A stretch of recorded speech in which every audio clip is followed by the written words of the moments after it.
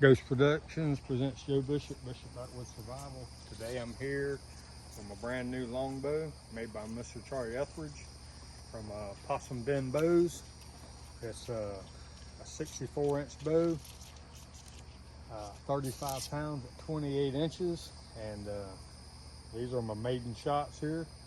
I'm shooting 800 spine, uh, full length arrows with 125 grain point on it, and hopefully I can do Mr. Charlie proud.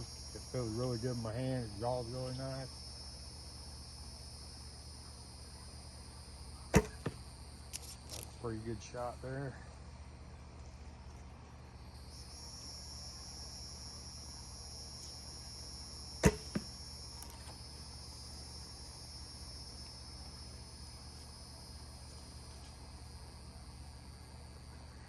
Alright.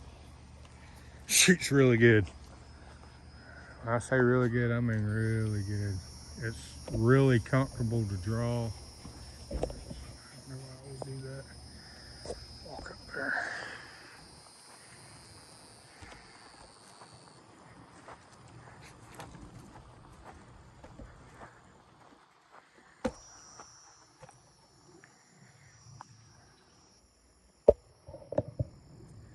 There you go.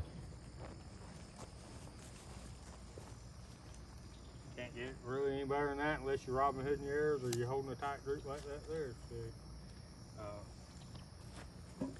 talk about the bow a little bit. And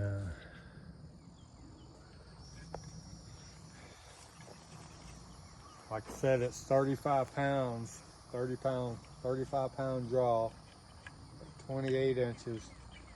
It's 64 inches long. The wood, this is curly cherry limbs, front and back. Pretty wood, if you can see that.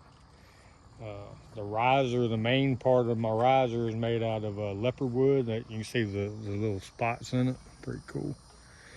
The centerpiece, you see that pretty cool centerpiece? That's Mr. Charlie's signature. He puts those in all his bows. And see if I can remember off the top of my head.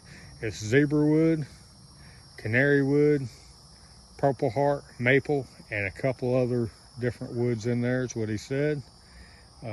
Looking at the limb tips, the black and red, I'm pretty sure that's black and red G10 and black G10 on the back just to strengthen your tips. And I'm gonna take a wild guess and say that is probably leopard wood also. Looks the same to me. Could be wrong. It's got a really well built string on it. The bow draw, when I say it draws so nice and smooth, and it's forgiving. And the reason I went with 35 pounds is partly because the older you get, the less likely, you either get injured or whatever. And the older you get, it's going to be harder to draw those heavier weight bows.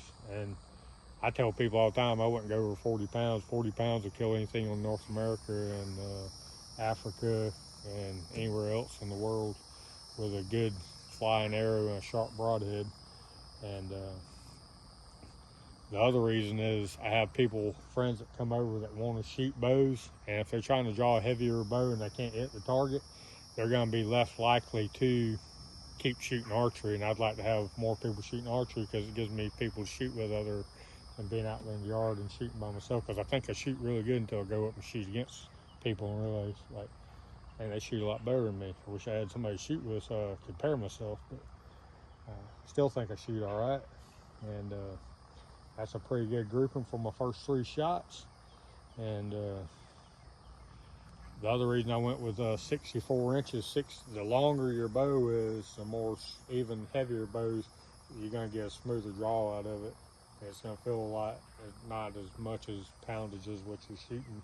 And that's kind of what I'm having to deal with here. I've been shooting a 50-inch, 50-pound horse bow for the last 2 weeks out here in the yard, and got where I shoot pretty good.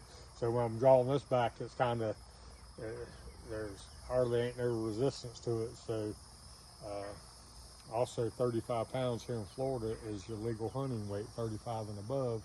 And most of my shots are from the distance that I shot at up to about 20 yards. And I was shooting it right at 15, 17 yards right there, give or take. And arrow that flies good and true with a sharp broadhead on it, hit in the vitals, and that's the vitals there, will take down anything. It only has to, just about every animal that you deal with, it only got to make it in 6 inches. 6 inches, and you got it. Plus, if it was in him and that deer took off running, all the limbs that he hits and that thing's wiggling around, he's being stabbed over and over and over and over again. And Mr. Charlie, I really do appreciate it. I'm going to give you a text here in a little bit and give you, talk to you for a minute, or text you anyway. So I'm Joe Bishop, Bishop Backwoods Survival. If you ain't out practicing